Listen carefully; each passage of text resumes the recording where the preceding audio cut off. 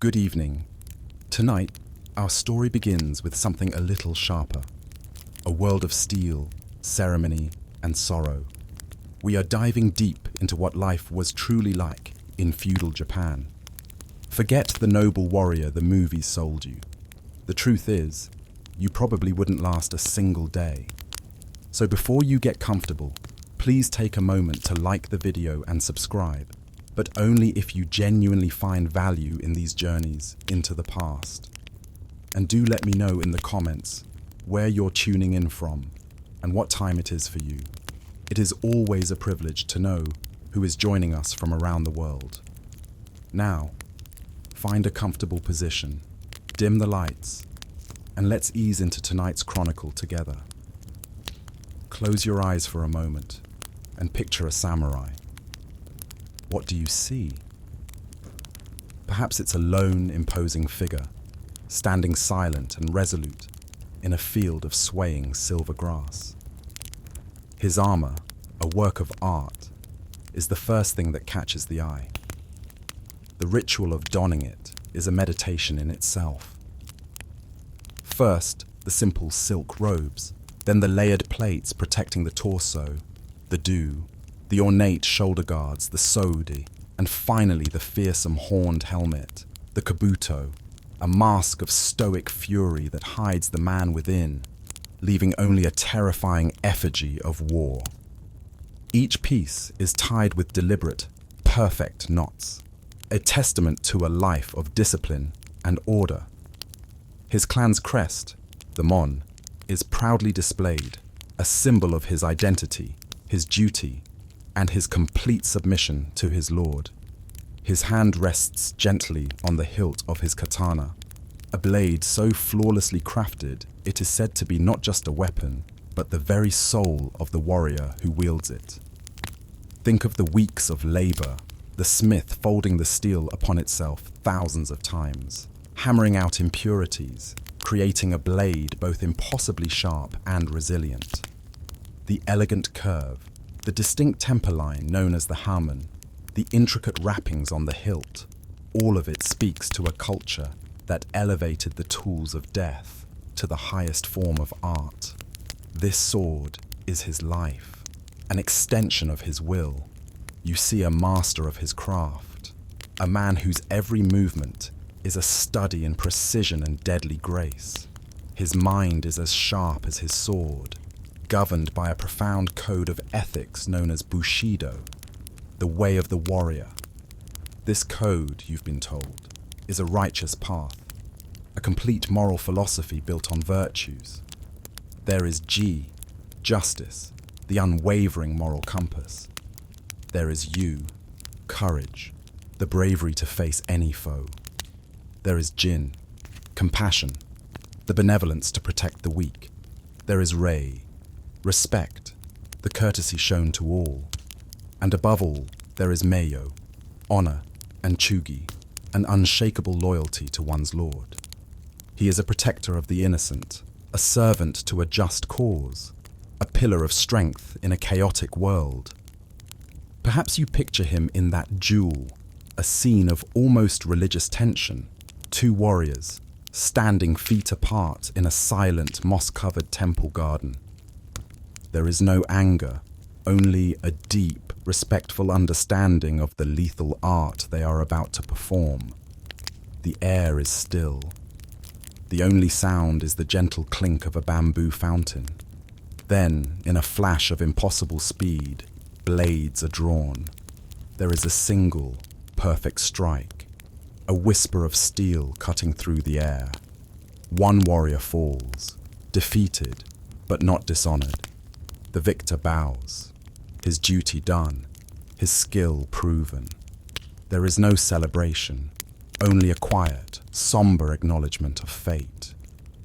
This is the image we have been sold, a painting of a warrior poet, a philosopher with a sword, a man who has transcended the base fears of mortal men to become something more, something legendary. It is an image of profound beauty, of strength, of control. It is a beautiful lie. Now, Take that pristine image, hold it in your mind, and cast it into the fire.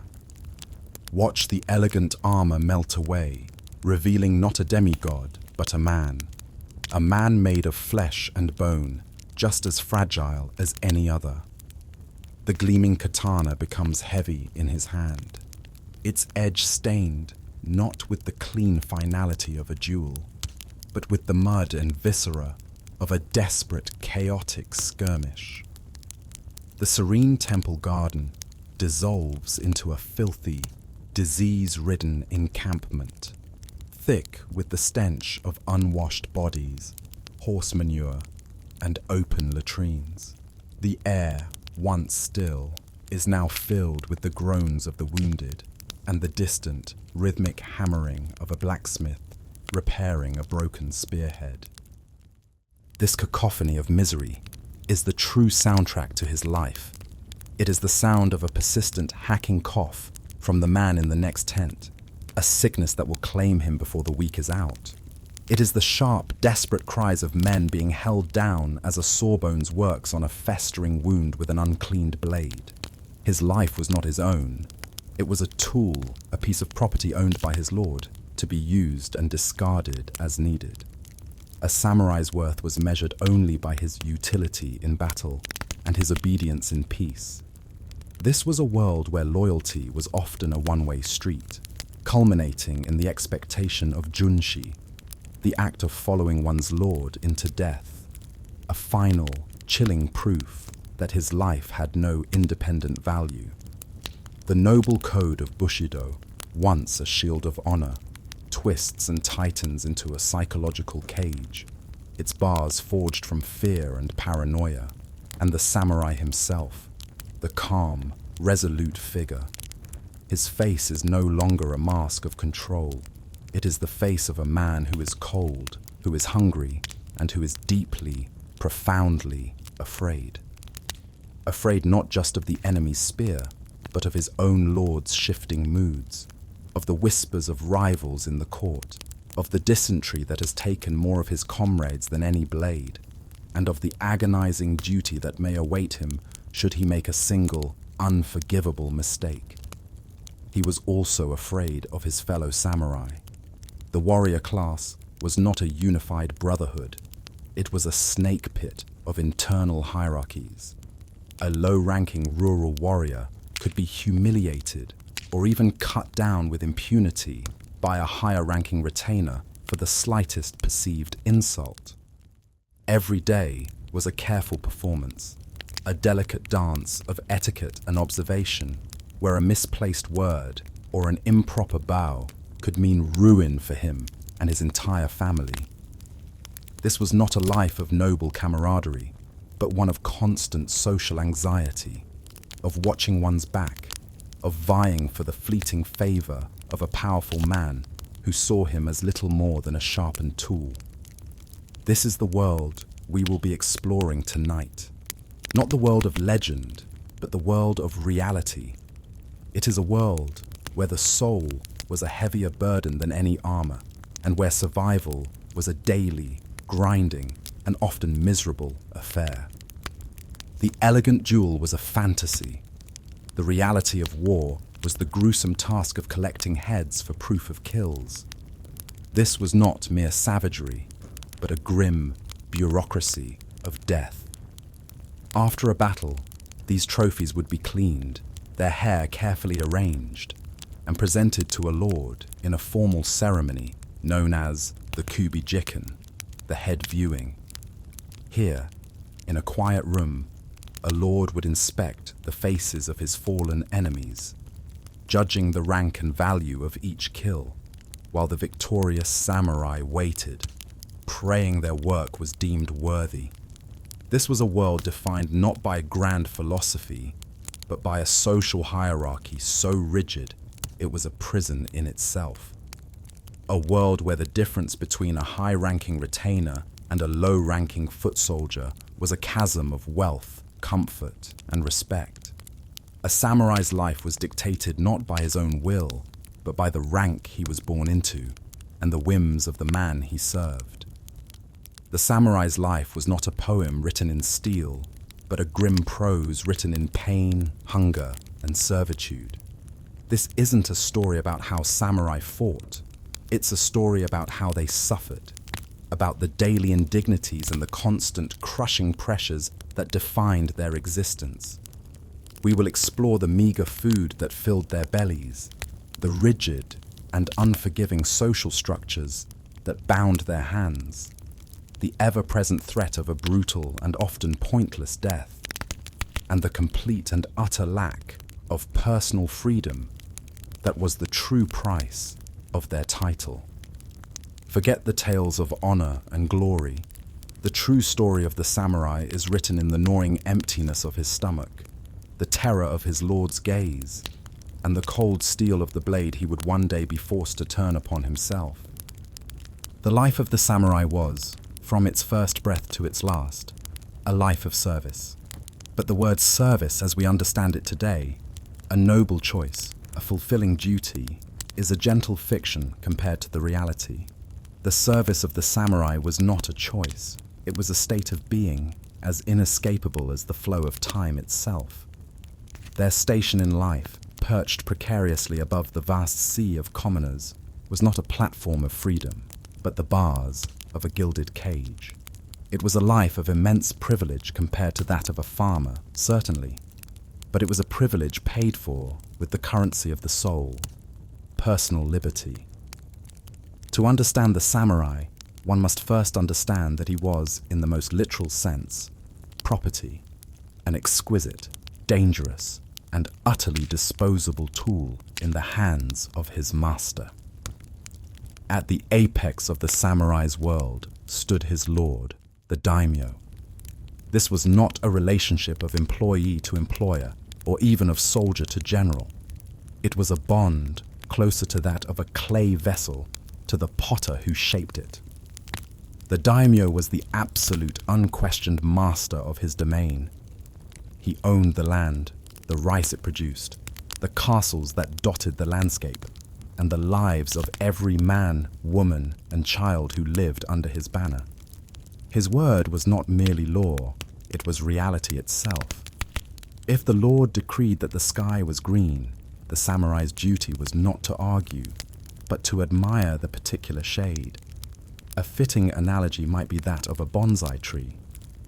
The daimyo was the gardener, and each samurai in his service was a tree meticulously cultivated. The Lord would spend years pruning, wiring, and shaping the tree's growth, not for the tree's own health or natural inclination, but to create a pleasing, useful, and controlled shape for his own aesthetic and strategic enjoyment. The tree's own desire to grow freely towards the sun was irrelevant, suppressed in favor of the gardener's grand design. Any branch that grew out of line was ruthlessly clipped away.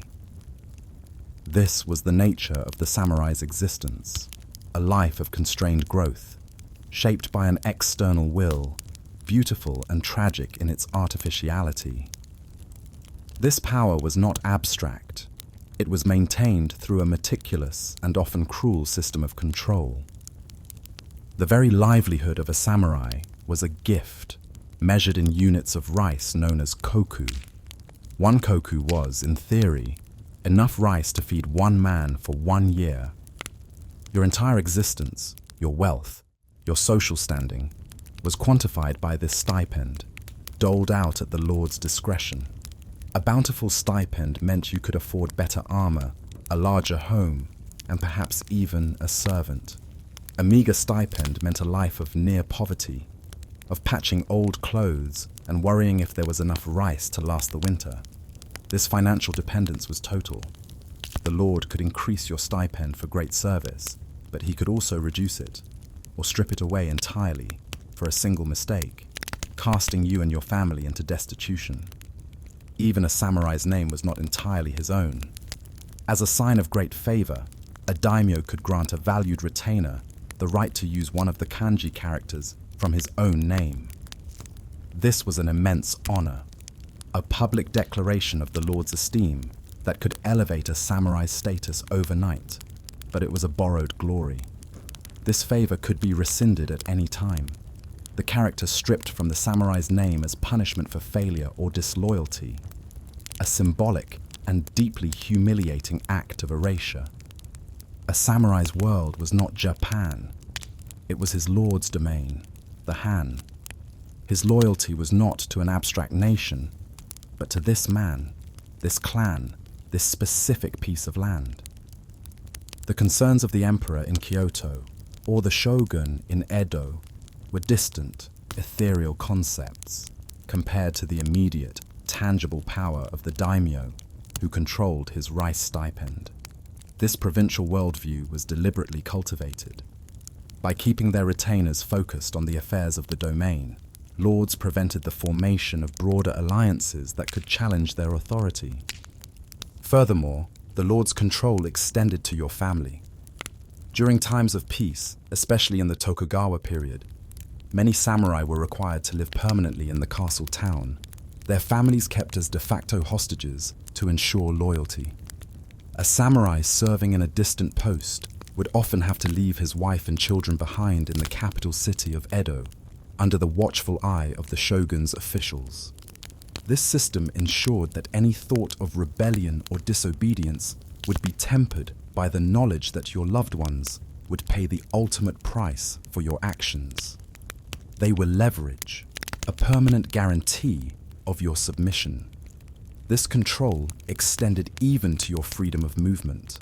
A samurai was often forbidden from leaving his lord's domain without explicit written permission, a permit that was rarely granted for personal reasons. The roads were monitored by checkpoints, and being caught traveling without authorization was a crime punishable by death. The gilded cage was not just a metaphor, it had very real, physical walls. Justice, too, was a concept that belonged entirely to the lord. There was no impartial judiciary, no court of appeals. A samurai's guilt or innocence was determined by his master's belief, his mood, his interpretation of a rumor. A lord could order an execution based on the whisper of a spy or even a troubling dream, and there was no recourse. The samurai's only defense was the hope that his years of loyal service had earned him enough goodwill to outweigh his lord's passing suspicion. This arbitrary power created an environment where life felt incredibly cheap.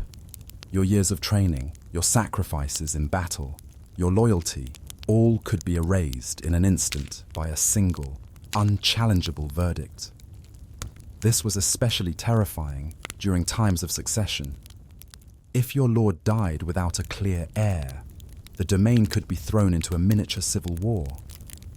Choosing the wrong side, or even failing to choose a side at all, could result in your own death and the dissolution of your family line.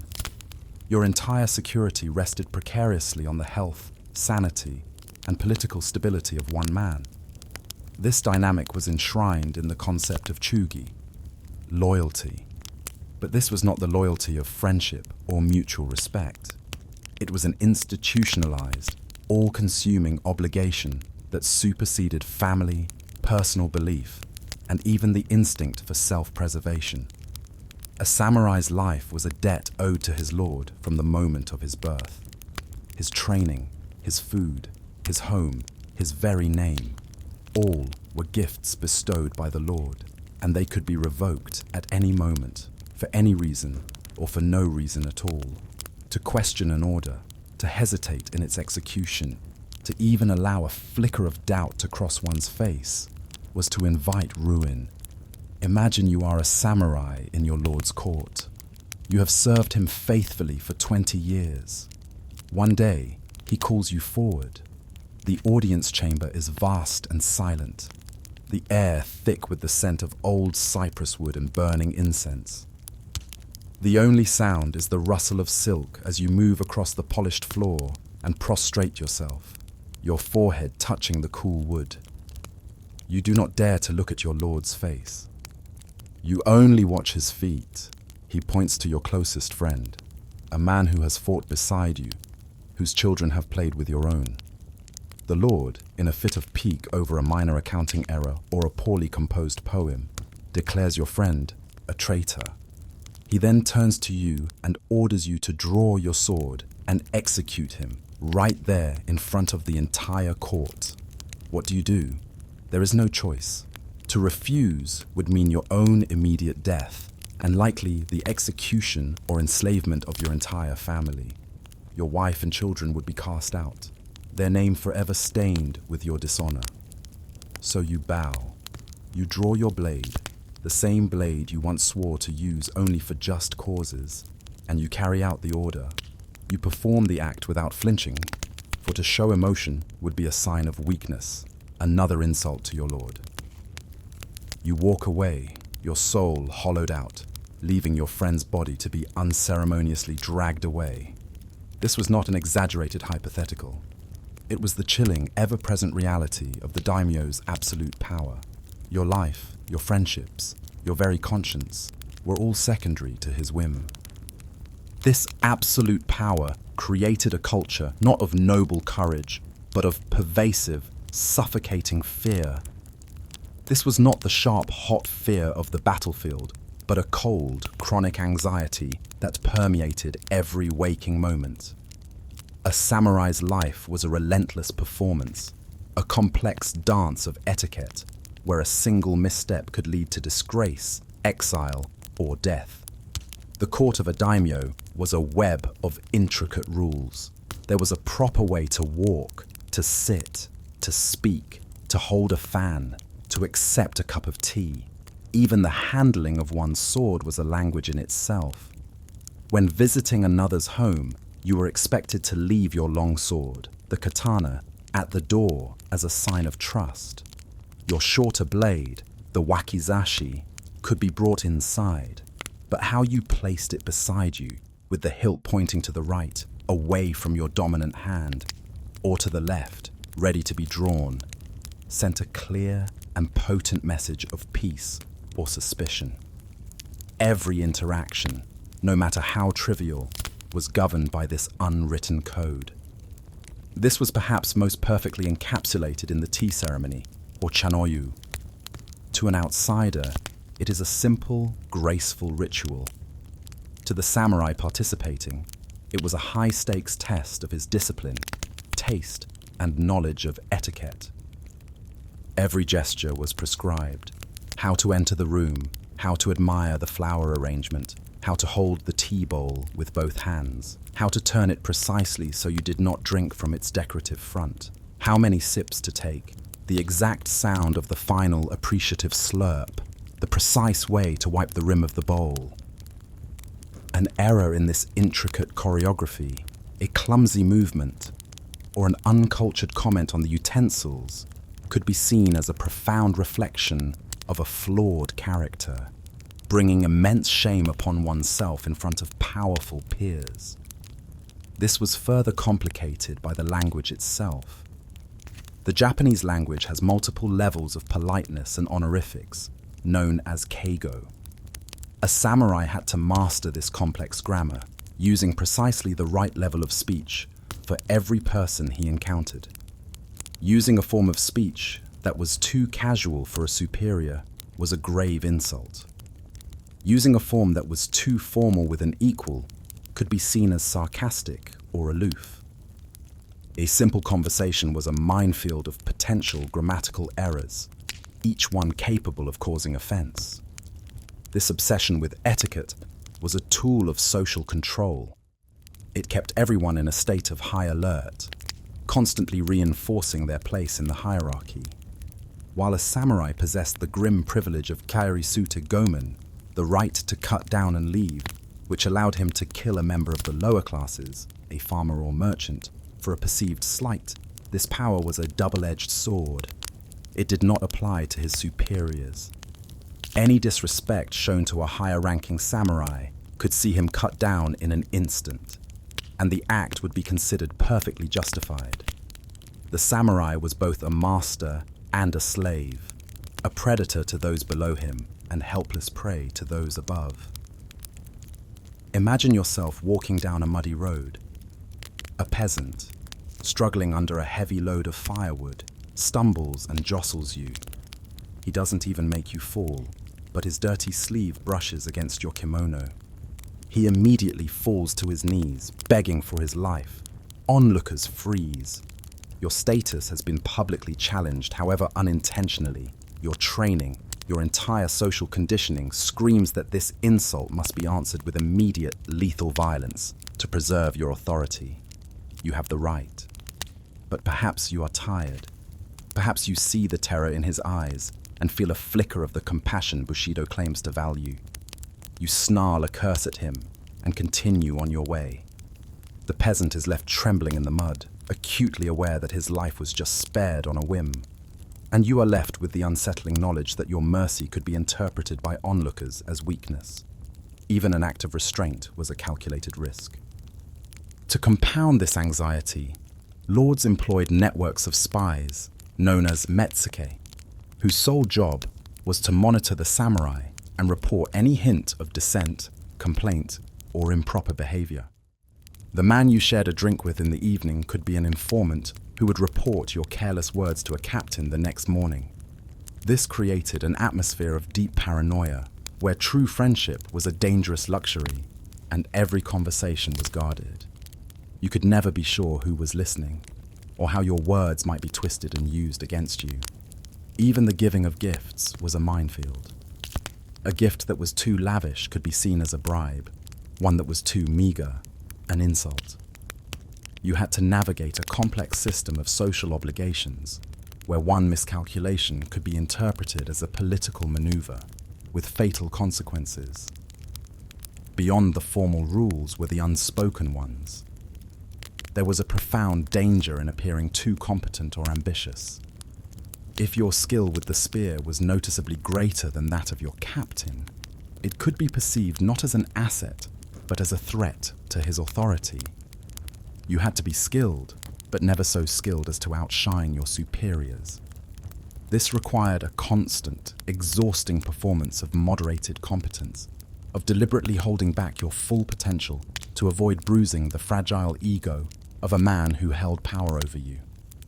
It was a life spent walking a tightrope, with deadly drops on either side. The concept of losing face was a terror that haunted the samurai class. To cause embarrassment to oneself, or, far worse, to one's lord, was a stain that could not be washed away. This fear was amplified by the strict hierarchy within the samurai class itself. It was not a unified brotherhood. It was a pyramid of status, and every man was acutely aware of his position within it. A low-ranking samurai lived in constant dread of offending not just his daimyo, but dozens of higher-ranking retainers, advisors, and captains. A careless word in the barracks could be reported up the chain of command. An unintentional slight during a training exercise could earn you a powerful enemy who might whisper poison into the Lord's ear for years to come. Imagine you are attending a banquet. The air is thick with the scent of incense and the sound of soft music. You are seated far from the Lord, a testament to your lowly rank. The food before you is exquisite, far better than your usual meager fare, but you cannot enjoy it. Your stomach is tied in knots. A high-ranking advisor, drunk on sake, tells a crude joke and looks to you for approval. If you laugh too loudly, you risk appearing undignified. If you do not laugh at all, you risk insulting him. Your response must be a carefully calibrated performance of mild amusement, respectful and utterly non-committal. Later, the Lord commands you to compose a poem on the spot. Your mind, already frayed with social anxiety, must now produce elegant verse worthy of the court. As you recite it, you watch the faces of your rivals, searching for the faintest sneer, and the face of your lord, praying for a nod of approval. The silence after you finish speaking is deafening. It is a moment of pure terror. This was the true mental battlefield of the samurai, a constant, silent war against 1,000 potential social errors, where the only prize for victory was simply surviving another day without shame. The myth of the samurai often includes an image of a serene home, a place of minimalist beauty with tatami mats, sliding paper screens, and a tranquil rock garden. While such residences certainly existed for the daimyo and his most powerful retainers, for the vast majority of the warrior class, this was a distant fantasy. The reality of a samurai's home was often as harsh and unforgiving as his public life. Most lower-ranking samurai lived in cramped, simple wooden houses, often little more than barracks crowded together within the castle town. Privacy was a luxury they could not afford. The walls were often thin paper screens, or shoji, offering no barrier to sound. Every argument, every moment of intimacy, every quiet sigh of despair was potentially overheard by neighbors who might also be rivals. Comfort was an alien concept. The floors were cold stone or hard-packed earth, covered with thin straw mats. In winter, a biting wind would slice through the countless gaps in the wooden structure. The only source of heat was often a single central hearth, or irori, which filled the small space with eye-watering smoke that had no proper chimney to escape through. The air would be thick with soot, and the constant risk of fire was a deadly threat in these tightly packed wooden communities. A samurai owned very little. His swords were a symbol of his status, but they were often ancestral, belonging more to his lineage than to him as an individual. His armor was essentially military equipment, the property of his lord. Beyond these, his possessions were few. Some simple clothes, a few bowls, perhaps a single cherished scroll or text. This lack of material wealth reinforced his dependency on his lord's stipend and his lack of individual standing outside of his designated role. This was not the celebrated minimalism of Zen philosophy. It was the enforced minimalism of poverty. Even in this poverty, however, the family had to maintain the appearance of their status. A worn kimono had to be meticulously patched and cleaned. The family could never be seen performing labor associated with the peasant class, like working a field, even if their own stomachs were empty. This burden of appearance added a layer of psychological stress to their physical hardship. Underpinning this entire existence was the cultural expectation of gaman, a term representing the act of enduring the seemingly unbearable with patience and dignity. This was not just stoicism on the battlefield. It was a philosophy for daily life. To endure the gnawing hunger, the biting cold, the profound grief of losing a child, all without complaint or outward show of emotion, was the mark of a disciplined spirit.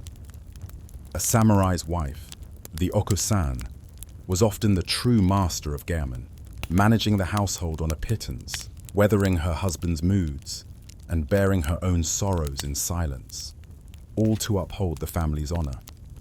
This relentless demand for emotional suppression turned the home not into a place of comfort, but into another theater for a difficult performance. Let's walk through an evening in such a home. You return after a long day of drills, your body aching. The meal is simple, a bowl of millet or barley, some pickled radish, perhaps a sliver of salted fish if you are lucky. You eat in near silence, the hierarchy of the outside world replicated within your own home. You have absolute authority over your wife and children, a small echo of the Lord's authority over you. But it is a lonely power. Your wife's life is one of managing this meager existence, of trying to make a small rice stipend stretch to feed a family, a constant, silent struggle of her own. She is also responsible for the education of the children, instilling in them the same rigid sense of duty and obedience. The household was a place of immense grief too. With poor sanitation and limited understanding of medicine, infant and child mortality was staggeringly high. The loss of a child was a common tragedy, one that had to be borne with stoic silence, as emotional outbursts were considered a sign of poor discipline. After the meal, the evening is spent not in leisure, but in preparation for the next day. You might be polishing your armor by the weak light of a fish oil lamp, the foul smell clinging to the air. or perhaps mending the fraying silk cords of your vambraces. Sleep comes not on a soft mattress, but on a thin futon laid directly on the cold floor, with a hard, wooden pillow for your head. All night, you are aware of the sounds from the street outside, the coughing from the next house over, the scuttling of rats in the walls. The home was not a sanctuary from the rigors of samurai life. It was merely an extension of it. It was a place of drafts, of smoke, of pests, and of perpetual noise. It was a stark, daily reminder of the vast, unbridgeable chasm that separated them from the opulence of their lord's castle, where he resided in warmth and splendor, insulated from the very discomforts his retainers were forced to endure as a matter of course. This was the physical manifestation of the gilded cage, a life that looked privileged from the outside but was cold, hard, and uncomfortable within. The most profound truth of a samurai's servitude was the complete absence of personal choice. A modern mind can scarcely comprehend a life so thoroughly dictated by external forces. Every major milestone, every personal desire, was subject to the will of another. Your profession was decided for you at birth. If you were born into a samurai family, you would be a warrior. There was no alternative path. You could not decide to become a merchant, a farmer, or an artist. To abandon the sword was to abandon your family, your name, and your place in the world. It was to become a non-person. Your entire existence was funneled into a single purpose: to serve your lord in a military or administrative capacity. Your skills, your thoughts, your very body were honed for this purpose, and this purpose alone. This rigid destiny created its own kind of despair. What if you were a man with a brilliant mind for numbers, forced to swing a sword, or a natural poet, commanded to study military strategy? Your personal talents were irrelevant. Your only value was your function. And even within that function, advancement was nearly impossible. A samurai born into a low-ranking family would almost certainly die a low-ranking samurai. The illusion of meritocracy was just that, an illusion. This created a strange paradox in samurai education. They were one of the most literate classes, encouraged to study philosophy, poetry, and art to cultivate a refined spirit. Yet this very education could lead to a painful awareness of their own chains. To understand beauty, but be unable to pursue it. To read of freedom while being trapped in a life of absolute obedience. To appreciate the subtle beauty of a poem about the fleeting nature of life was also to be reminded, with every syllable, of how little of your own life was truly yours to live. This intellectual depth only made the bars of the gilded cage more visible, more defined. The person you would marry was not for you to choose. Love was a concept reserved for poetry and illicit affairs with courtesans. Marriage was a contract, a strategic tool used by your family or your lord to forge alliances, consolidate power, or secure loyalty. A suitable wife would be selected for you by a matchmaker, a nakodo, based on her family's status and political connections. You might not even lay eyes on your bride until the day of the wedding ceremony. Your duty was to accept the arrangement, produce a male heir to continue your lineage of service, and maintain a household that brought no shame upon your name. The woman who became your wife faced her own gilded cage, entering your family as a stranger with the immense pressure to conform and produce a son. Whether you found companionship or even simple kindness in the arrangement was a matter of pure chance. For many, the home was just another arena for duty, not a source of comfort or love. Even the continuity of your own bloodline was not guaranteed. If you failed to produce a male heir, your lord could command you to adopt a son to continue your family line. a practice known as yoshi. This son might be a distant relative, or he could be the son of another samurai family that the Lord wished to promote. Your personal feelings on the matter were irrelevant. The continuation of a serviceable family line for the good of the domain was all that mattered. Even the ground beneath your feet was not your own. A samurai had to live where his lord commanded. If your lord was transferred to a new domain on the other side of the country, you and your entire family were expected to uproot your lives at a moment's notice. You would leave behind the only home you had ever known, travel for weeks or months to a new and unfamiliar land, and re-establish your life among strangers, all without complaint. This constant state of uncertainty reinforced the core reality of your life. You were not a citizen of a nation, but a component of a lord's household, a movable piece on his strategic board. This lack of agency defined your identity. A samurai's sense of self was completely tied to his place, basho, in the social order and his service to his lord. Without that, he was nothing. He was also a prisoner of his own ancestry.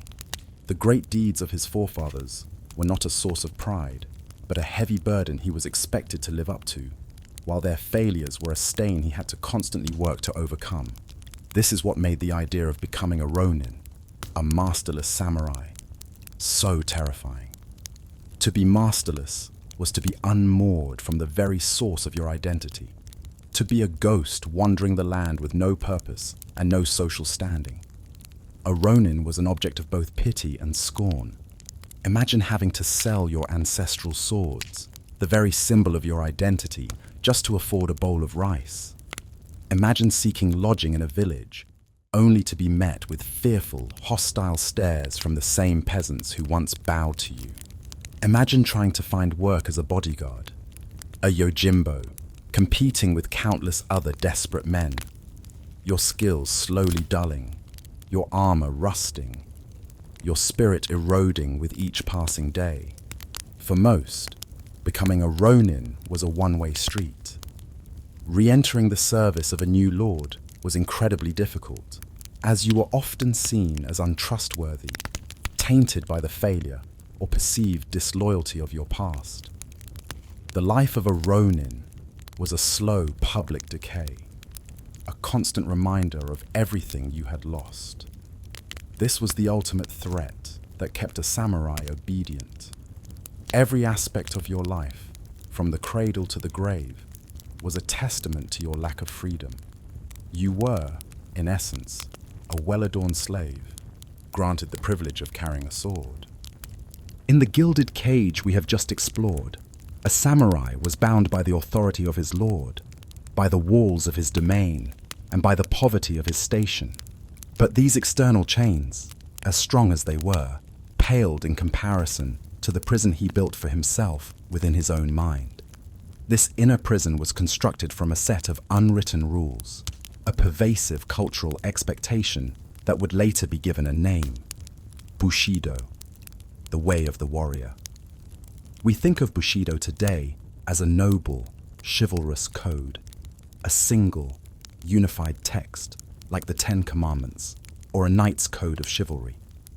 This is a romantic fiction, largely assembled and idealized during the long peace of the Edo period, centuries after the bloodiest eras of samurai warfare had ended. During the height of the warring states, there was no single Bushido. There were dozens of warrior codes, specific to each clan, each with its own subtle variations and expectations. What was considered honorable in one domain might be seen as reckless or foolish in another. This lack of a universal standard only added to the samurai's anxiety, forcing him to navigate a constantly shifting sea of expectations. The Bushido we will explore tonight is not the philosophical text, but the brutal, unwritten, and often contradictory reality of the warrior's code. It was not a path to enlightenment. It was a weapon of psychological control, an instrument of torment that turned a man's own soul against him. The weight of this code was far heavier than any armor, and its edge cut far deeper than any sword.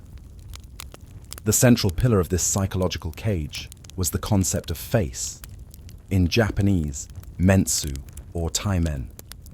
To a modern mind, losing face might seem like a simple matter of embarrassment or a blow to one's pride. To a samurai, it was a form of social death. Your face was the totality of your public worth. It was your reputation, your family's standing, your honor, and your right to exist within the rigid hierarchy of the warrior class. It was a fragile and precious commodity, cultivated over a lifetime, but capable of being shattered in a single, careless moment. To maintain it was the primary struggle of your daily life. To lose it was a catastrophe from which there was often no recovery. This meant that every moment was a performance. From the instant you awoke to the moment you fell into an uneasy sleep, you were expected to be a perfect embodiment of the samurai ideal. You had to project an aura of unshakable calm, of profound discipline, and of constant martial readiness. The ideal state of mind, heavily influenced by Zen Buddhism, was Fudoshin, the immovable mind.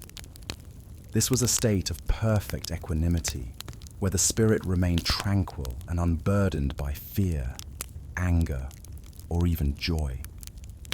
A samurai spent years in meditation and mental training trying to achieve this state, to become a being of pure, unclouded action. But this noble ideal was in direct conflict with the reality of his world. How could one maintain an immovable mind in a society built on paranoia, where every action was scrutinized and every failure held dire consequences? This impossible standard created a profound internal conflict. The samurai was taught to be like a placid lake, yet he was forced to live in the middle of a permanent, raging storm. Your posture had to be perfect. Your clothing, however meager, had to be immaculate. Your expression had to be a mask of stoic control. Any public display of fear, of doubt, of anger, or even of excessive joy could be interpreted as a crack in your discipline, a flaw in your character that would damage your face. Imagine the immense, unending strain of such a life without a single moment of genuine, uninhibited self-expression, where every word and every gesture was scrutinized by your peers, your rivals, and your superiors. You might receive news that your child is gravely ill, but you would be expected to continue your duties at court without a single flicker of emotion. Your personal grief was an indulgence, a distraction from your service.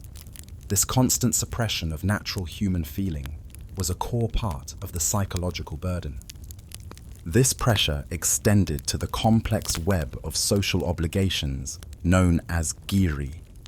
Giri was a samurai's duty not just to his lord, but to his community, his family, and his own name. It was an intricate system of debts and favors that had to be constantly balanced. If another samurai did you a favor, you were bound by giri to repay it, often at great personal cost. These obligations could often conflict. Your duty to your lord might require an action that would violate your duty to your family. Your obligation to a friend might contradict your duty to your clan. To fail in one's giri was to be seen as unreliable and without honor. Yet navigating these conflicting demands was an impossible task. It was another source of constant underlying stress, a series of moral traps from which there was no clean escape. Shame, or haji, was the antithesis of face. It was not a private feeling of guilt, but a public, infectious stain.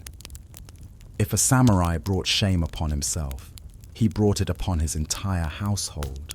His wife would be shunned at the market. His children would be mocked and their prospects for a good marriage ruined. His family name, cultivated over generations, could be rendered worthless by a single moment of weakness. This is why shame was considered so much worse than death. Death was a final, clean end. Shame was a living hell, a permanent state of disgrace that you forced upon everyone you loved. This communal nature of shame was a powerful tool for ensuring conformity. A man might be tempted to act on his own desires, but the thought of bringing ruin upon his innocent family was a powerful deterrent. Let us construct a scenario. You are a samurai, known for your skill in archery, your kyujutsu. One afternoon, your lord, in a moment of boredom, decides to entertain some visiting dignitaries by having you perform. He calls you to the courtyard. The entire court is watching. Your rivals are watching, their eyes sharp, hoping for you to fail. Your lord is watching, his expression unreadable. You are handed a bow and a single arrow. The target is 100 paces away. You have made this shot 1,000 times in practice. You try to clear your mind, to achieve that state of fudoshin, to let muscle memory take over. You can feel the familiar grain of the bow in your hand, the tension of the string against your fingers. You empty your lungs, a slow, controlled breath. The world narrows to you, the arrow and the target. You take a breath, draw the string, aim, and release. The arrow flies true, but a sudden, unexpected gust of wind catches it at the last moment. It strikes the very edge of the target and falls harmlessly to the ground. A deep, chilling silence falls over the courtyard. No one speaks. No one moves. But you can feel it. The collective intake of breath, the subtle shift in the atmosphere. Your lord does not scold you. He does not even speak. He simply gives a slight, almost perceptible shake of his head and turns his attention to something else. But it is done. In that one moment of misfortune, your face has been shattered. You have failed a public test. You have disappointed your lord. You have shown yourself to be imperfect. The walk back to your seated position is the longest walk of your life. You feel the heat rising in your own face, a flush of shame you must not allow to show. You keep your expression a perfect, placid mask, but inside, your spirit is screaming. You sit, and for the rest of the afternoon, you are invisible. No one speaks to you. No one looks at you. The conversation flows around you as if you are a ghost. Later that night, you lie awake on your futon, the scene playing out in your mind on an endless loop, the flight of the arrow, the soft thud as it misses, the heavy silence, the slight shake of your lord's head. You know that tomorrow, the whispers will begin. Your rivals will use this failure, embellishing the story to make you seem incompetent. This single, simple mistake has now become a weapon that can be used against you, a crack in your armor that your enemies will seek to widen. You may not be ordered to commit seppuku for such a small thing, but you have been diminished. Your path to favor is now steeper, your position more precarious. This is the beginning of a spiral of shame, a psychological torment that will follow you, a constant reminder of your own fallibility in a world that demanded inhuman perfection. When shame became so great that it could no longer be borne, or when a command was given that could not be refused, the samurai world offered a final, terrifying solution: seppuku. We have come to know this act as harakiri, and we think of it as the ultimate act of samurai honor, a voluntary and noble suicide to preserve one's integrity. This, like so much else, is a dangerous romanticism. For the vast majority of samurai, seppuku was not a choice. It was a formal, ritualized, and deeply public execution. It was capital punishment, performed by the victim upon himself. The expectation to take one's own life was woven into the fabric of a samurai's existence. The most common reason for seppuku was as a punishment for a crime or a failure. A samurai who lost a battle, who failed in a critical mission, or who gravely offended his lord would not be thrown in a dungeon or hanged in the public square. He would receive a formal, and often very polite, order to disembowel himself.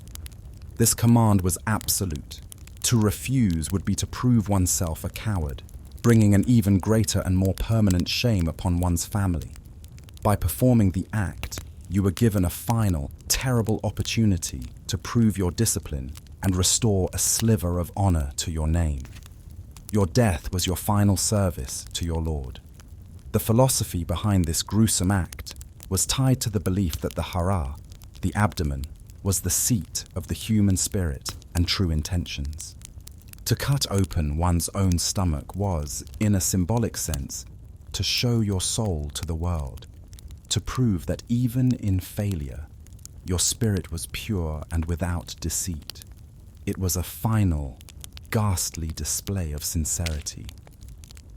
Let us be unflinching and walk through the ritual itself, for to understand its horror, we must understand its mechanics.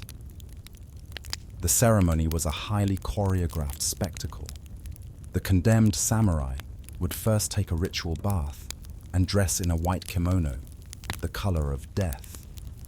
He would be served his favorite meal, though it is hard to imagine having any appetite. He would then be given a brush, ink, and paper, and be expected to compose a death poem, a jisei. This was perhaps the cruelest part of the ritual. In a moment of ultimate terror and impending agony, a man was expected to demonstrate his culture and composure by writing a beautiful, elegant, and poignant poem, often in a specific 5-7-5-7-7 syllable structure. Imagine the pressure of that final performance, trying to find the perfect words to capture a lifetime of feeling, knowing they would be the last words you ever uttered. A simple poem might read, "Like a fragile frost, my life now melts away, a fleeting dream at the break of day." He would then be led to a designated place, often a temple garden or a courtyard, where official witnesses would be assembled. He would kneel upon a white cloth in a formal seated position. Before him would be placed a small, wrapped blade, the tanto, and behind him, standing ready, would be his kaishakunin, or second. This was often a trusted friend, or a skilled swordsman, appointed to perform the final act of the ritual. His job was a horrifying honor. Imagine being that second. You are tasked with decapitating the man you have shared meals with, fought beside, and respected. Your only duty is to provide a merciful death blow, but the pressure is immense. You spend the night before not sleeping, but polishing your sword, meditating, and steeling your nerves. You watch as your friend prepares himself, his face a mask of calm that you know hides a universe of terror. You draw your own sword, its cold steel feeling unnaturally heavy in your hands, your own palms slick with sweat. You must time your blow perfectly. As your friend makes the first agonizing cut, as his body convulses from the initial shock of the pain, you must bring your sword down in a single, clean arc. A perfect blow would leave a small flap of skin at the front of the neck, allowing the head to fall forward with dignity. A clumsy blow, a botched strike that required a second swing, or if you severed the head completely, allowing it to roll away, you would have failed your friend and brought deep shame upon yourself, a final indignity in a moment that demanded perfection. You are not a merciful friend. You are a key player in a brutal piece of theatre. For the condemned, the moment arrives. After a moment of meditation, he unties his kimono, baring his abdomen. He would take the tanto, and with immense, almost unimaginable willpower, he would make the first cut, plunging the blade into the left side of his abdomen and slicing across to the right. The pain would be blinding, excruciating. He would be expected to bear this agony in utter silence. A single cry of pain would mar the ritual and be seen as a sign of a weak spirit. If he had the strength, he would then make a second, upward cut. It was at this moment of supreme agony that the kaishakunin performed his duty and the world went dark. Not all seppuku was this formal. On the battlefield, a defeated samurai might perform a quicker, less ceremonial version to avoid the dishonor of capture. And in some cases of extreme dishonor, a lord might deny a samurai the privilege of a kaishakunin, forcing him to die slowly from his wounds. A final, terrible punishment. This ceremony was not just for men. The wives of samurai, upon the fall of a castle or the death of their husband, were often expected to perform their own ritual suicide, known as jigai. They would not use a longsword, but a small dagger, the tanto or kaiken, and their target was not the stomach, but the throat, severing the carotid artery for a swifter death. Before the act, they would often tie their ankles together, a final, somber measure to ensure their body would be found in a dignified posture. This was their own form of service, a final act to avoid capture and the dishonor that would follow. The women of the samurai class were expected to face death with the same stoicism as the men, their final moments also a performance for the sake of honor. After a formal seppuku, the ritual was still not over. The head would be washed, the hair dressed, and it would be presented to the officials for formal inspection to confirm the death. The family of the condemned then faced the aftermath. If the seppuku was punitive, the lord would often confiscate the family's stipend and property, leaving the surviving wife and children utterly destitute, forced to rely on the charity of relatives or fade into the peasant class. The honorable death of their patriarch was often the beginning of their own quiet and desperate ruin. This brutal ceremony was not reserved only for punishing failure. The concept of junshi, or following one's lord into death, was a powerful expectation. When a great daimyo died, his most loyal retainers were often expected to commit seppuku to accompany him into the afterlife, proving that their loyalty transcended life itself. While sometimes voluntary, this was often a matter of intense social pressure. To not follow your lord was to be seen as disloyal. It was also a way for a new heir to remove his father's powerful and potentially troublesome old guard. Even more chillingly, a samurai could be expected to take his own life to atone for a superior's failure. If a battle plan devised by a general went wrong, it was not uncommon for a senior samurai to commit seppuku to take responsibility, thereby absorbing the shame and preserving the face of the general. In this way, a samurai's life was not his own. His honor was not his own, and ultimately, even his death was not his own. It was all in service to the man above him. Seppuku was not the ultimate expression of a warrior's freedom. It was the ultimate symbol of his servitude. The psychological torments we have discussed, the fear of shame, and the specter of seppuku were forged in the crucible of constant warfare. But what happens to a warrior class when the wars end? For nearly 250 years, during the peace of the Tokugawa shogunate, the samurai faced a new and insidious enemy: irrelevance. This long peace did not bring them solace. Instead, it plunged them into a profound existential crisis, a quiet suffering that was, in its own way, as brutal as any battlefield. The cage of Bushido became even more suffocating when there were no honorable battles left to fight. The samurai was, by definition, a man of war. His entire identity, his training, his social status, all were derived from his martial function. He was the sword of his lord. But in a world without war, what is a sword for? It becomes a ceremonial object, a symbol of a past glory that no longer has a practical application. This was the fate of millions of samurai during the Edo period. They continued their grueling training, practicing their swordsmanship in quiet dojos, but they knew, deep down, that these skills would likely never be used for their intended purpose. They were custodians of a dying art, actors performing a role in a play whose story had already ended. This created a deep, unspoken melancholy, a sense of purposelessness that hung over the entire warrior class.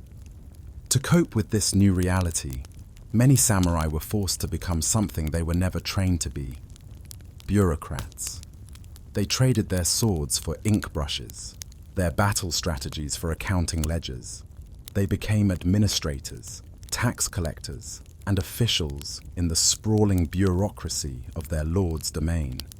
Imagine a man trained from birth to face death without flinching, now spending his days arguing over rice tariffs and stamping official documents. Imagine the quiet humiliation of it. This mundane work was essential for the running of the domain, but it was a world away from the heroic tales of his ancestors. He was a warrior trapped in the body of a clerk, his spirit yearning for a glorious death on the battlefield, while his body sat, cramped, over a low desk. This crisis of purpose was compounded by a growing financial crisis. During the long peace, Japan's economy shifted. A vibrant merchant class rose to prominence, accumulating vast wealth through trade and finance. The samurai, however, were trapped. Their income was a fixed stipend of rice, the amount determined by the deeds of an ancestor centuries ago. As the cost of living rose, this stipend became increasingly inadequate. The warrior class, the supposed rulers of the nation, grew poorer and poorer, while the merchants they disdained as socially inferior grew richer and richer. This led to one of the greatest humiliations a samurai could face: debt. To maintain the appearance of their status, to afford the silk kimonos, the ceremonial armor, the cost of maintaining a household, many samurai were forced to take loans from the very merchants they looked down upon. Picture the shame of a proud warrior having to bow his head to a wealthy rice merchant, begging for an extension on a loan, his family's honor hanging by the thread of a commoner's goodwill. This economic power shift created deep resentment and further eroded the samurai's sense of self-worth. He was a master in name only, a pauper in reality. It was precisely during this long, slow decay that the concept of Bushido was heavily romanticized and finally codified in writing. With no real wars to define their honor, the samurai class began to look backwards, creating an idealized philosophical version of their ancestors' code. Bushido became a nostalgic dream, a way to cling to a sense of moral superiority and unique identity in a world that no longer valued their martial skills. They wrote about loyalty, honor, and a spiritual connection to the sword because the practical application of those things was gone. They became obsessed with the ceremony of their class because the substance of it was disappearing. This created the final tragic paradox.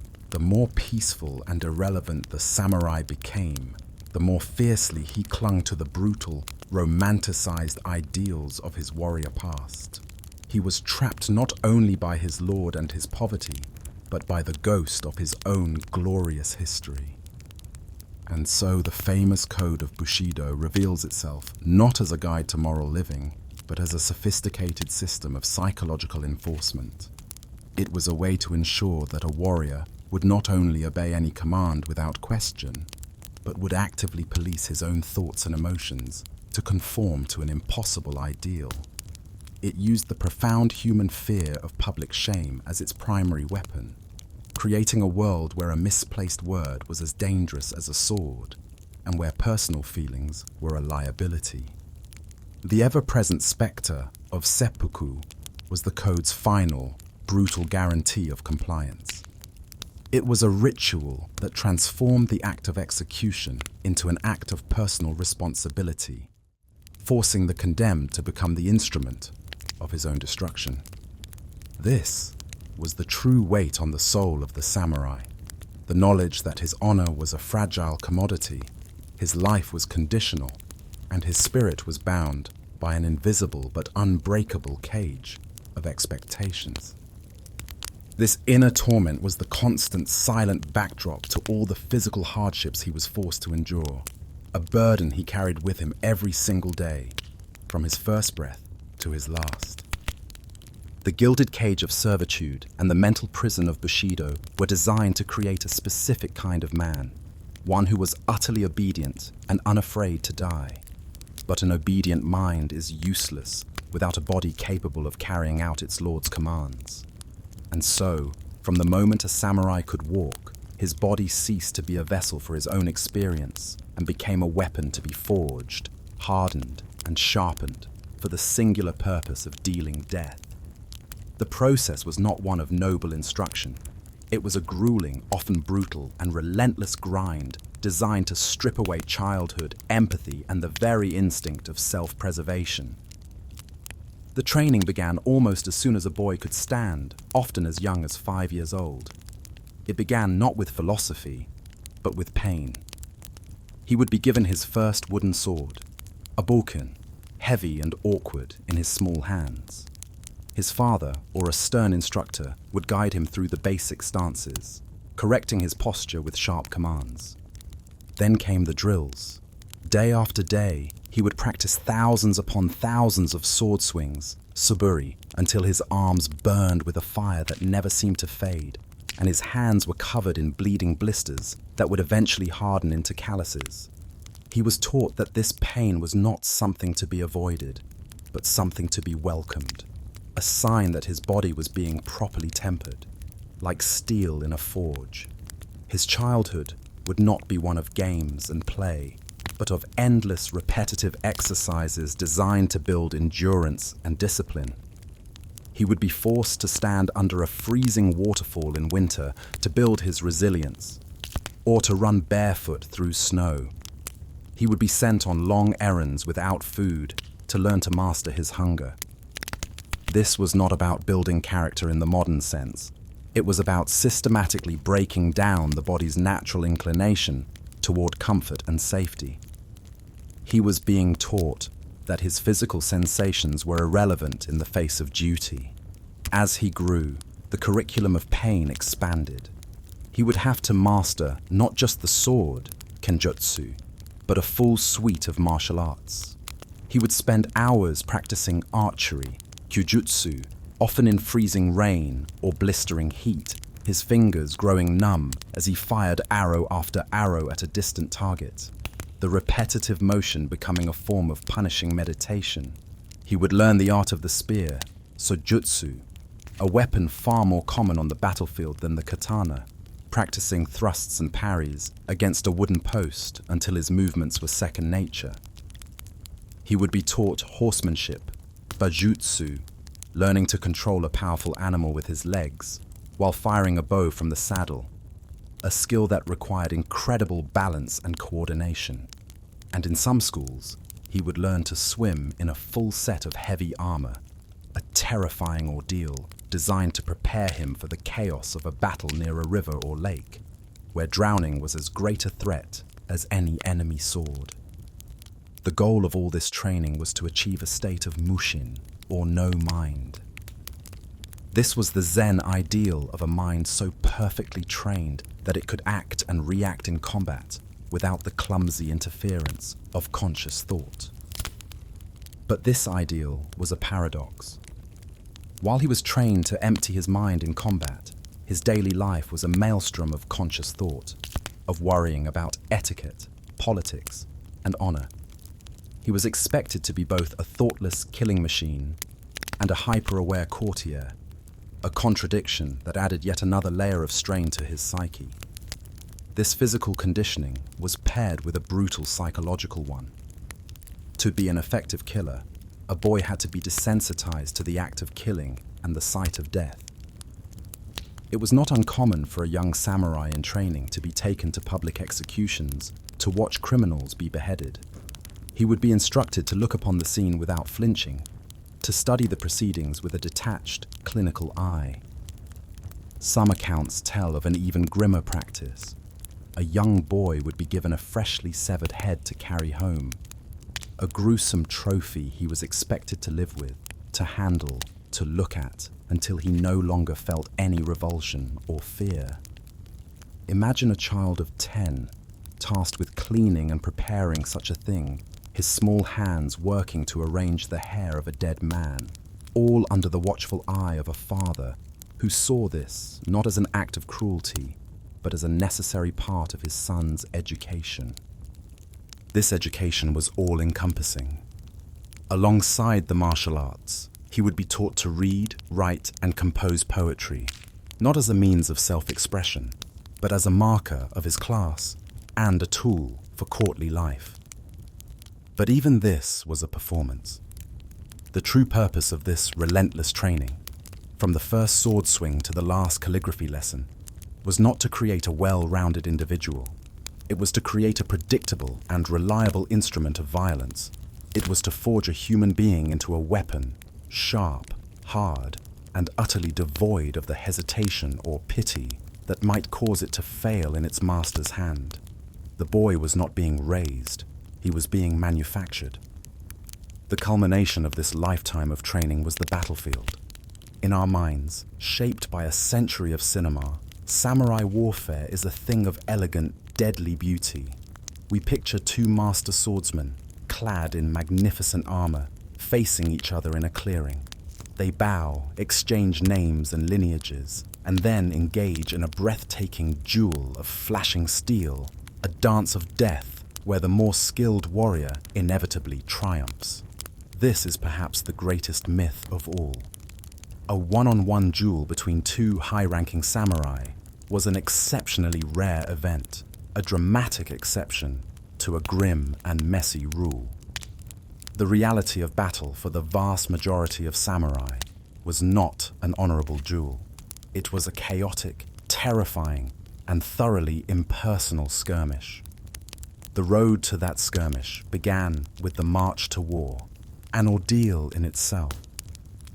Imagine walking for weeks on end, carrying your own weapons and supplies, encased in armor that, while lighter than its European counterpart, was still a significant burden. You would march through muddy roads in the rain, your feet raw and blistered inside your straw sandals. You would cross freezing rivers and sweltering plains. At night, you would sleep on the hard ground, huddled with hundreds of other men, the air thick with the smell of wood smoke and unwashed bodies. Food was simple and monotonous: cold rice balls, pickled vegetables, and perhaps some salted fish. Dysentery and other illnesses would sweep through the camp long before you ever saw the enemy. By the time you arrived at the battlefield, you were likely already exhausted, hungry, and sick. The night before the battle was one of quiet, suffocating dread. You would sit in your temporary camp, meticulously cleaning your armor, checking the fittings on your spear, and sharpening your sword. Around you, other men would be doing the same, the camp filled with the soft, repetitive sounds of maintenance. Many would be writing farewell letters to their families, short, stoic messages to be delivered in the event of their death. There was no rousing speech from a king, no promise of glory. There was only the quiet, personal preparation for oblivion. The battle itself was a symphony of chaos. It would begin not with a noble charge, but with an exchange of arrows.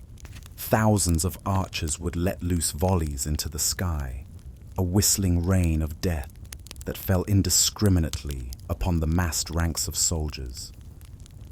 There was no skill involved in dodging them, only luck. Then came the ashigaru, the peasant foot soldiers armed with long spears called yari. They would form the front lines, a dense hedge of sharpened points crashing into each other.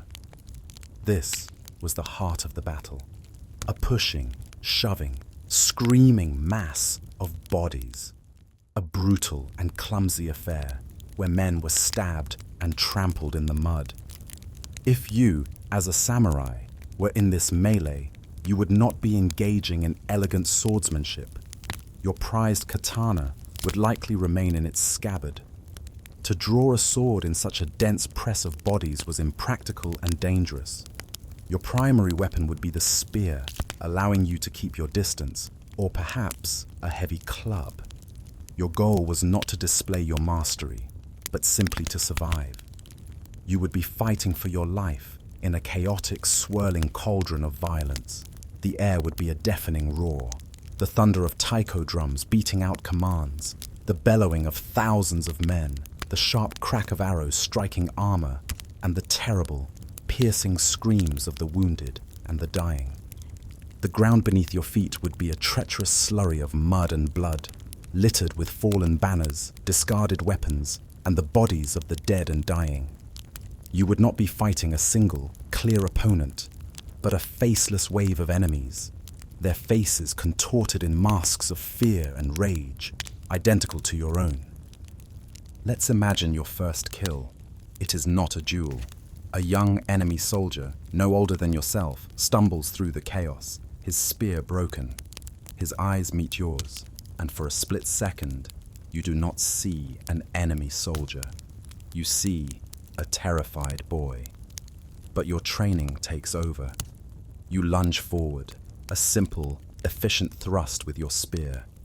There is a wet, tearing sound, a look of shocked surprise on his face, and then he is gone, collapsing into the mud. There is no feeling of victory, no sense of honor. There is only a sudden, nauseating emptiness, the shocking intimacy of taking a life. You have no time to process it. Another enemy is upon you, and you must fight on, the image of that boy's face already beginning to haunt you. Adding to this chaos was the introduction of firearms. The Tanegashima, a simple matchlock arquebus brought to Japan by the Portuguese, changed warfare forever. It was considered a dishonorable weapon by the more traditional samurai. It required little skill to use. A peasant could be trained to load and fire one in a matter of days. Yet it was devastatingly effective. A volley of gunfire could tear through the most disciplined line of spearmen and punch through the finest samurai armor. The proud warrior, who had spent 2 decades mastering the sword, could be killed from 50 paces away by a farmer who had been handed a gun the week before.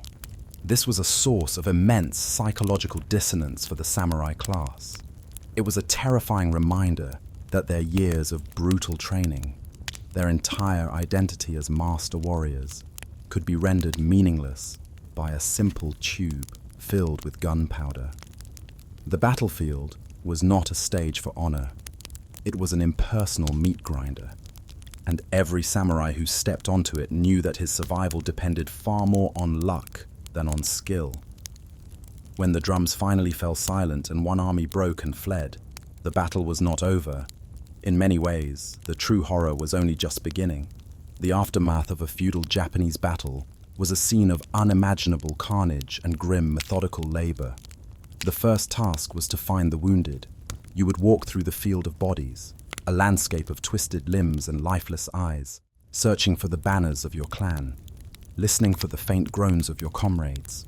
Imagine finding a friend you had shared a meal with just the night before, lying in the mud with a spear wound to his gut. You try to help him, to give him water, but you both know it is hopeless. You can only sit with him, offering what little comfort you can as his life slowly ebbs away. This was a common and heartbreaking duty. While some tended to the wounded, others began the grim accounting known as the head-taking. A samurai's performance in battle was judged by the number and rank of the enemies he had slain. The only acceptable proof of a kill was the victim's head. After a battle, samurai would scour the field, searching for the bodies of high-ranking opponents identifiable by their more elaborate armor and helmets. They would then decapitate the corpse with their shorter sword, the wakizashi, and carry the bloody trophy back to camp, often tying it to their saddle or waist by its top knot. This was not a fit of barbaric rage, but a cold, bureaucratic process. Back at the camp, these heads had to be prepared for presentation. They would be washed, the mud and blood cleaned from the faces. The hair would be carefully combed and retied into a neat top knot. Each head would be mounted on a small wooden plaque and tagged with the name of both the victim, if known, and the samurai who had taken it.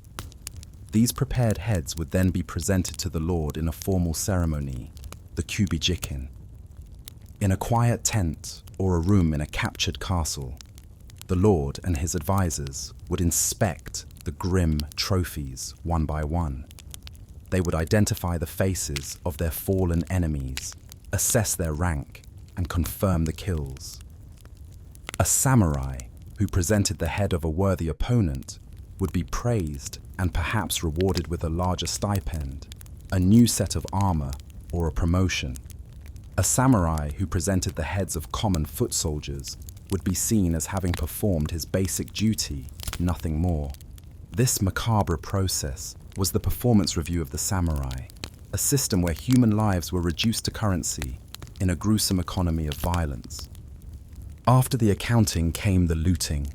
Honor did not prevent a victorious army from stripping the dead, friend and foe alike, of anything valuable. Armor, swords, daggers, and money were all collected. This was not just greed. For a poor samurai, a fine sword or helmet taken from a fallen enemy could be a significant financial boon. It was a pragmatic, grim harvest. And what if you were on the losing side and captured? Your fate was rarely merciful. A high-ranking samurai might be held for ransom, but a common warrior was more likely to face immediate execution or be forced to commit seppuku. The humiliation of being bound, disarmed, and paraded through an enemy camp was considered a fate worse than death. To be wounded was often a fate worse than either. Medical knowledge was rudimentary at best. A deep cut from a sword or spear, even if it missed any vital organs, was a potential death sentence. The real enemy was not the blade, but the infection that would inevitably follow. There was no understanding of germs or bacteria. A wound would be washed with water, or perhaps sake, and then packed with whatever herbs the local healers believed to be effective. Sometimes, a wound would be cauterized with a heated piece of iron, a process of searing pain that was itself likely to cause a more severe infection. Arrow wounds were particularly horrific. The barbed heads were designed to be impossible to remove cleanly. A healer might try to cut it out, probing the wound with an unsterilized knife, causing immense damage to the surrounding tissue. Let's take one such treatment, the removal of an arrowhead. Imagine being held down by 4 strong men, your teeth biting down on a leather strap to keep from screaming. The doctor, often just another soldier with a steady hand, uses a pair of pliers to grip the shaft of the arrow. He tries to pull, but the barbs are caught on bone and muscle, so he begins to cut, slicing into your flesh to widen the wound, trying to free the arrowhead. The pain is beyond description. If he succeeds, the wound is then packed with a poultice of miso paste or even cremated human remains, a folk remedy believed to have antiseptic properties. Your chances of survival are slim.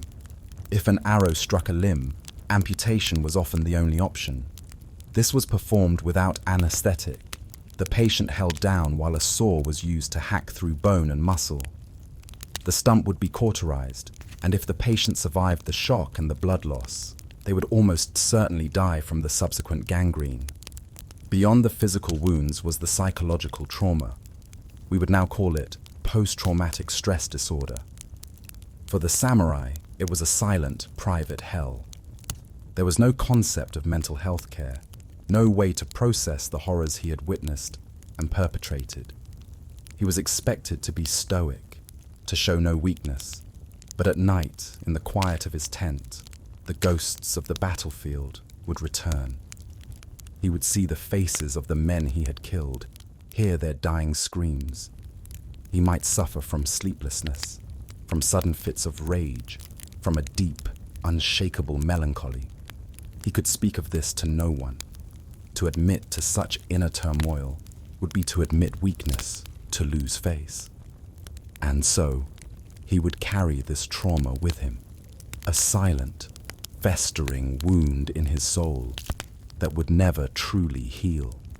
The battle might end, but the war within his own mind would last a lifetime. And so, the gleaming sword of the samurai is revealed for what it truly was, not just a symbol of honor, but a tool at the center of a life defined by relentless, grinding pain.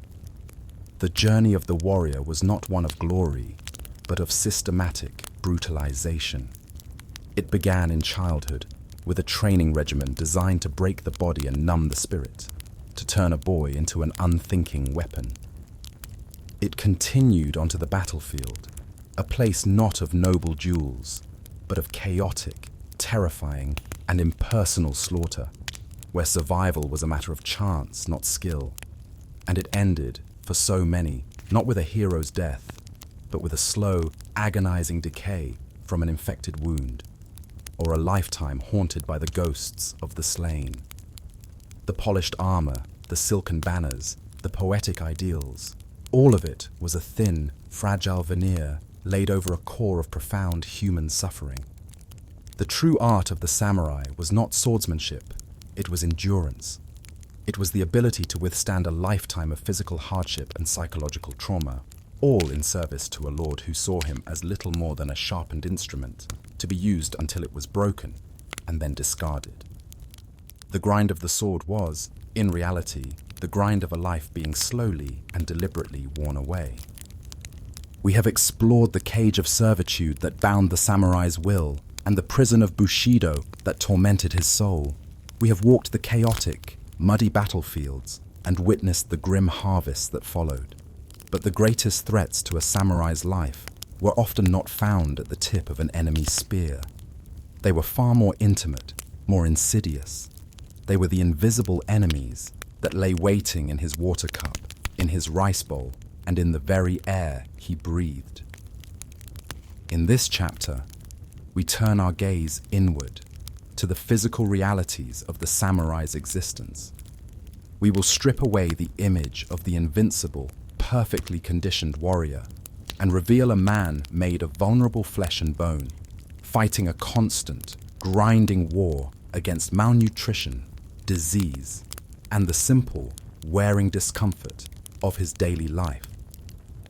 This was a battle that could not be won with a sword, a struggle where his legendary discipline often served only to prolong his suffering.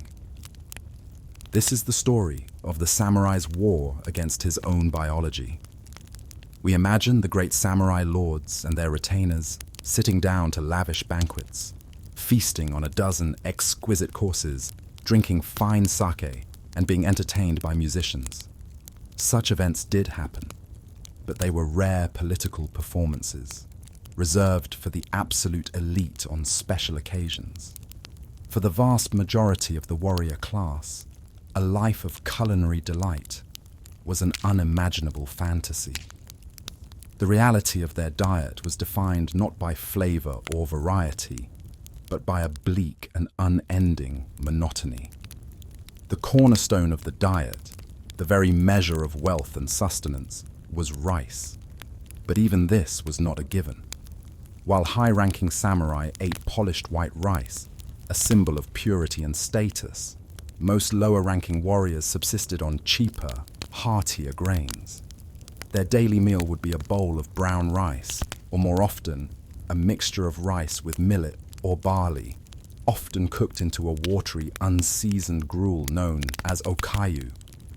This was the fuel that was supposed to sustain a man through hours of grueling physical training and the rigors of a military campaign. Accompanying this staple grain would be a few meager side dishes.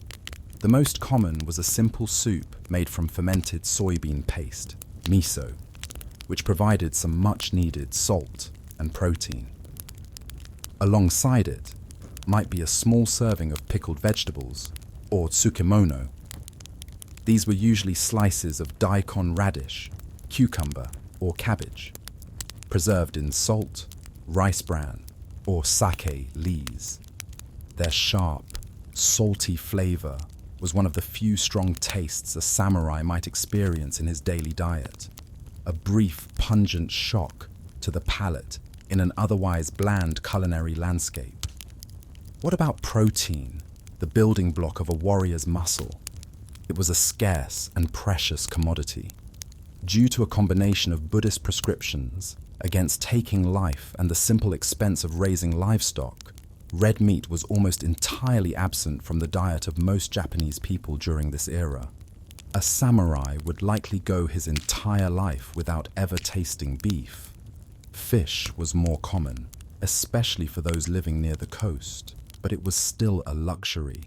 A single, small, salted fish might be served, and the samurai would be expected to make it last, eating a tiny portion with each bowl of rice, trying to stretch its flavor over an entire meal.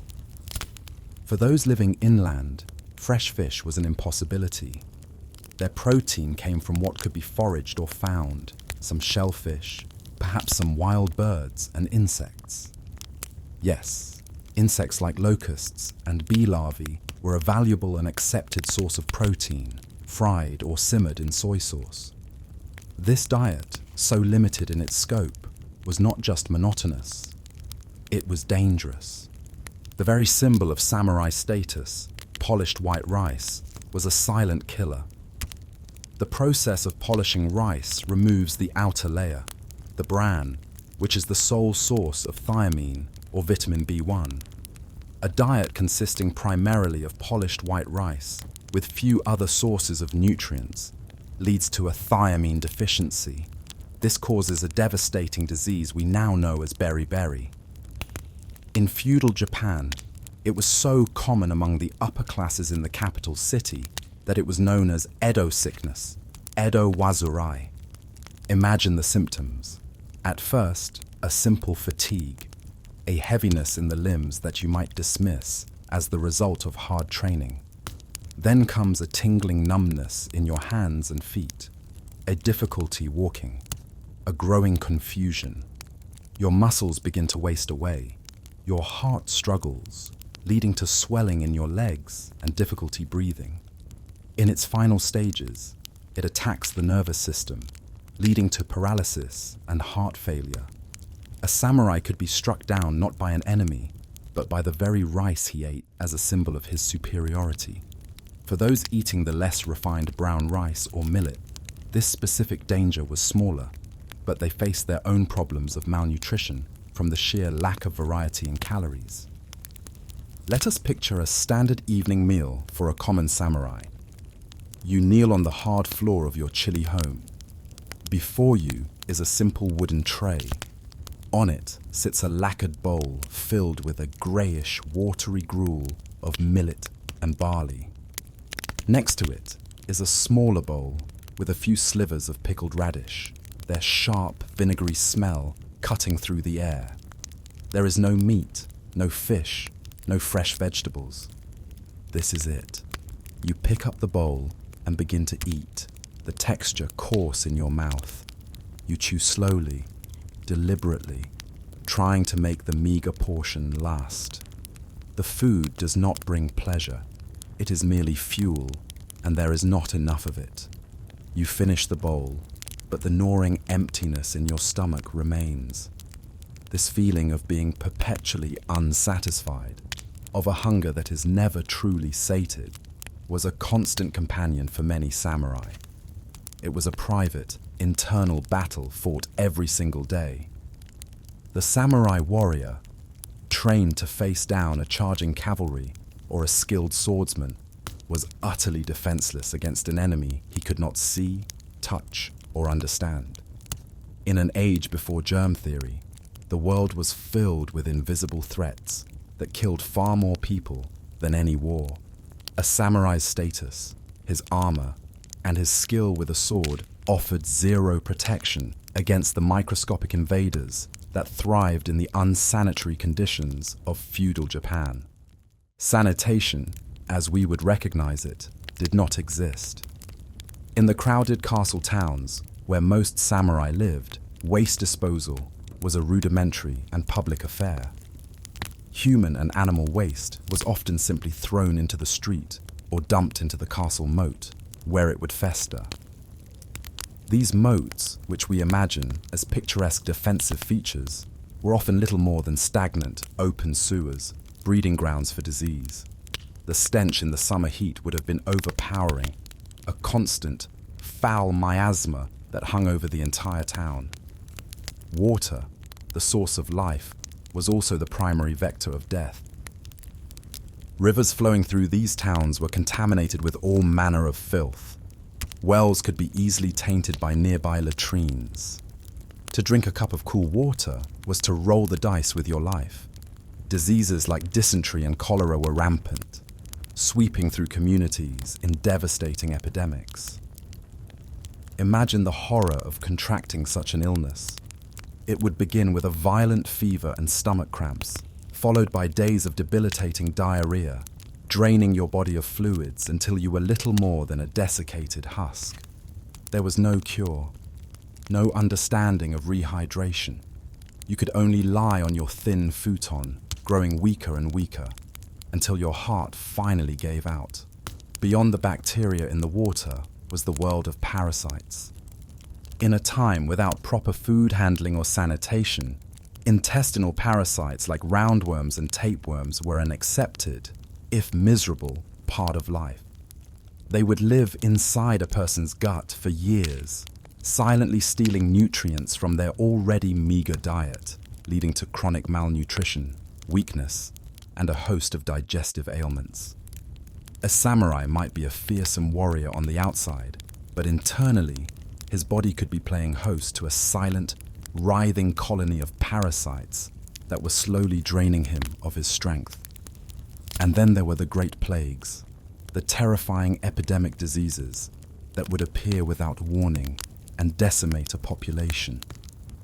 Smallpox was a particularly feared scourge. For those who contracted it, the progression was a nightmare. It began with a high fever and body aches, followed by the eruption of its characteristic rash. Fluid-filled pustules would cover the entire body, including the inside of the mouth and throat, making it painful to swallow or even breathe. The mortality rate was incredibly high, around 30%, and for those who survived, the cost was still terrible. They were often left with deep, disfiguring pockmark scars that would mark them for life. Many were left blind. A samurai's handsome face or sharp eyesight, assets in court and on the battlefield, could be stolen from him not by a rival, but by a disease that showed no regard for social status. Let us imagine a scene within a samurai barracks during a smallpox outbreak. You are one of the lucky ones who has so far avoided the sickness, but you are trapped. The barracks are quarantined. The space is small and poorly ventilated, thick with the smell of sickness and death. In the bunk next to you, a friend you have known for years is in the final throes of the disease. His body is covered in sores. His breathing is a ragged, painful rasp. There is nothing you can do for him but offer a sip of water and watch him die. You listen to the sounds around you, the constant coughing, the delirious muttering of men consumed by fever, the quiet weeping of a young recruit who knows his time is coming. You live in a state of constant low-grade terror, checking your own skin for the first sign of the telltale rash, wondering with every breath you take if the unseen enemy has finally found its way inside you. Your sword and your armor are useless here. Your warrior discipline means nothing. You are as helpless as the lowliest peasant, just another potential victim waiting for the plague to choose its next target. Beyond the acute threats of hunger and disease, the samurai's life was defined by a state of perpetual, grinding physical discomfort. His body was not a source of pleasure or ease. It was a tool that was constantly being strained, chafed, and worn down by the demands of his station. This chronic, low-level suffering was another aspect of the reality that the romantic myths so conveniently ignore. The most iconic symbol of the samurai, his armor or yoroi, was also a primary source of his misery. While more flexible than European plate mail, it was far from comfortable. Imagine wearing it for hours or even days, on end, during a long march or a protracted siege. The armor was constructed from small plates of iron or leather, laced together with thousands of silk cords. In the summer, the lacquer-coated metal would bake in the sun, turning the suit into a personal oven. Heat would be trapped inside, and the samurai would be drenched in sweat, leading to dehydration and heat exhaustion.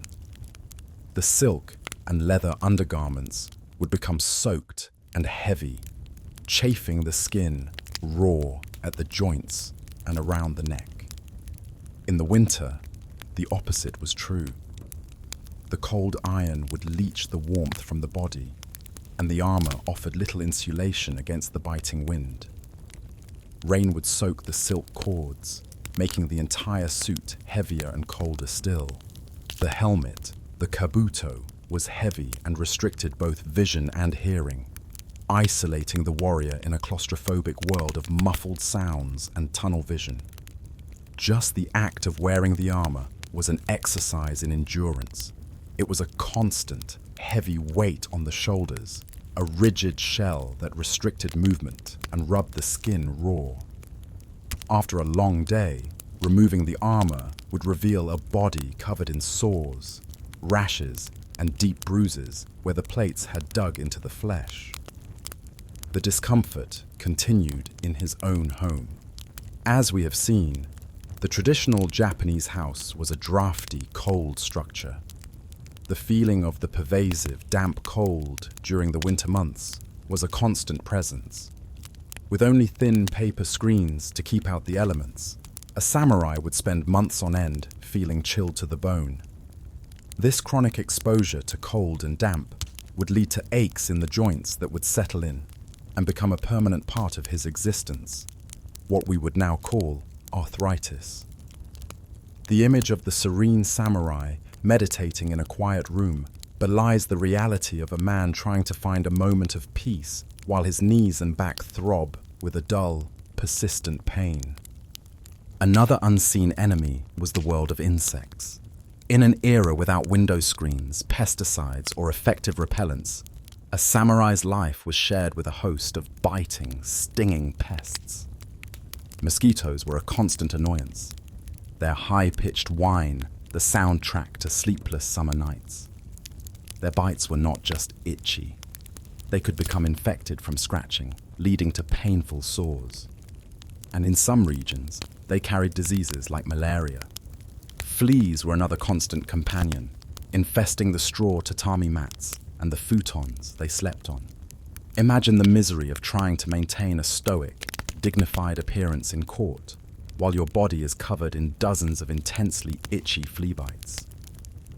Finally, there was the lasting toll of their training. The same brutal regimen that made them effective warriors also systematically broke down their bodies over time. Years of practicing sword swings with a heavy bokken would lead to chronic pain in the shoulders and elbows. The low, crouched stances of swordsmanship would place immense strain on the knees and lower back. A lifetime of riding a horse would often lead to permanent hip and spine problems. The gnarled knuckles from striking a practice post, the slightly misaligned finger from a sparring injury that never healed properly, the dull ache in an old wound on a cold morning. A samurai's body was a living chronicle of past pains. He was expected to be a perfect weapon, but the very process of becoming that weapon ensured that he would live in a state of constant, low-level physical decay.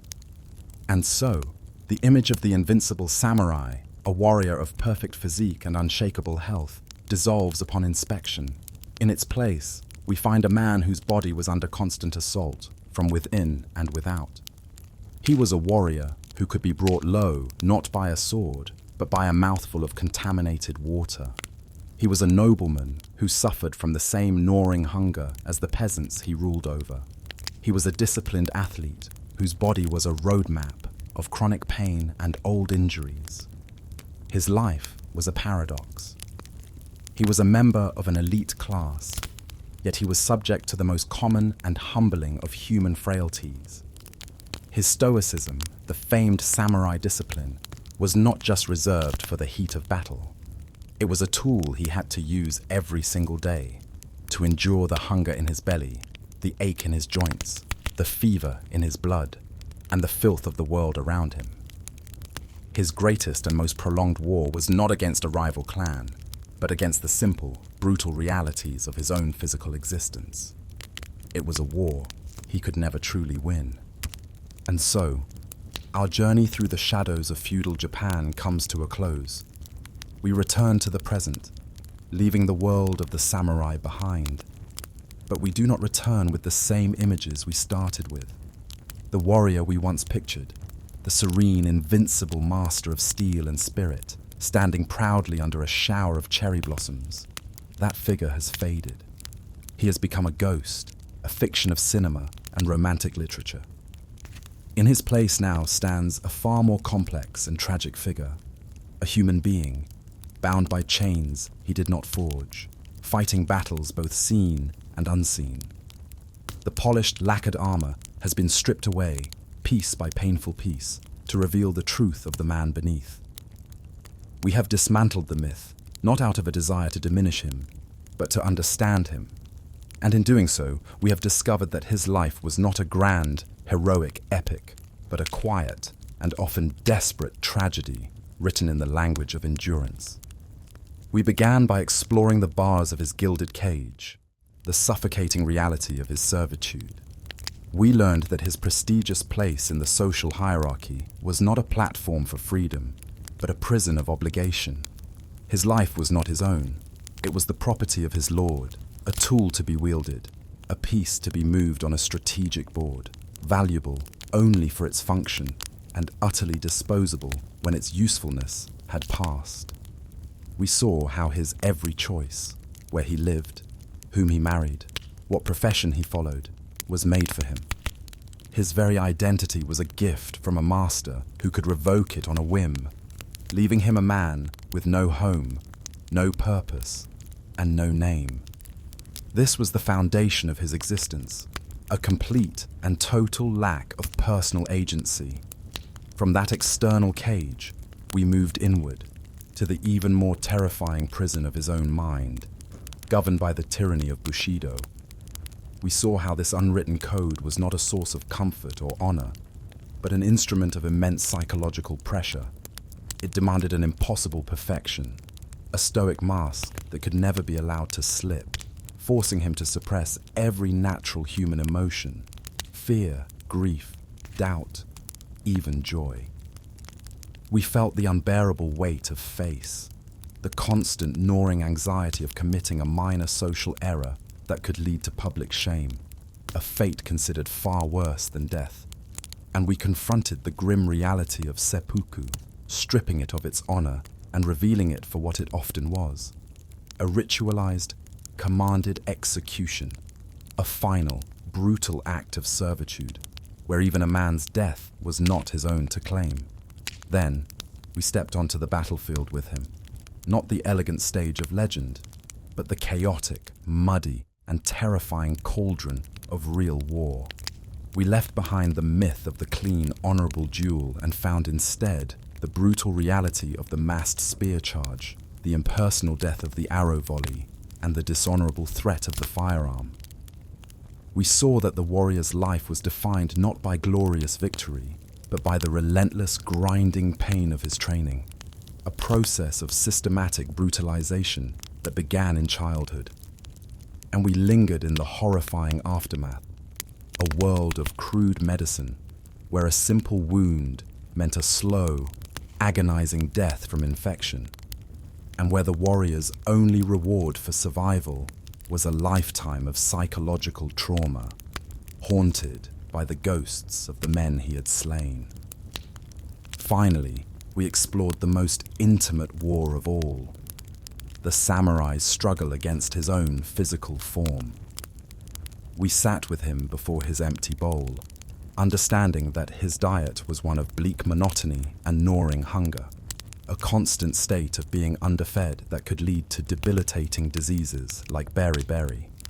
We walked with him through the filth of his world, a world without sanitation, where every cup of water was a gamble, and where unseen diseases like dysentery and smallpox were a far more common killer than any sword. We felt the constant, grinding discomfort of his life, the chafing armor, the cold, drafty home, the nagging pain of old injuries that never healed. We learned that the samurai's body, far from being an invincible weapon, was as fragile and vulnerable as any other, under constant assault from a world that offered little comfort and no relief. So what remains?